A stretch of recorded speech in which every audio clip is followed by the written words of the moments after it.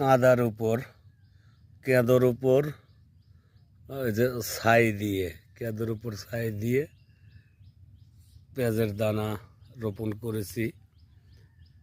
পেঁয়াজের দানা বপন করেছি। এটা হলো, এর দানার বয়স হলো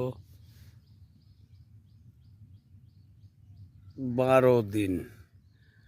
পেঁয়াজের দানার বয়স হলো 12 দিন। কিন্তু দুর্ভাগ্যের বিষয় এটা হলো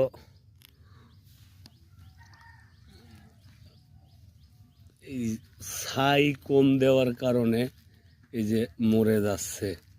ছাই এবার কম দেওয়া হয়েছিল কিছু অংশে কম দেওয়া হয়েছিল, তাই যে মরে যাচ্ছে।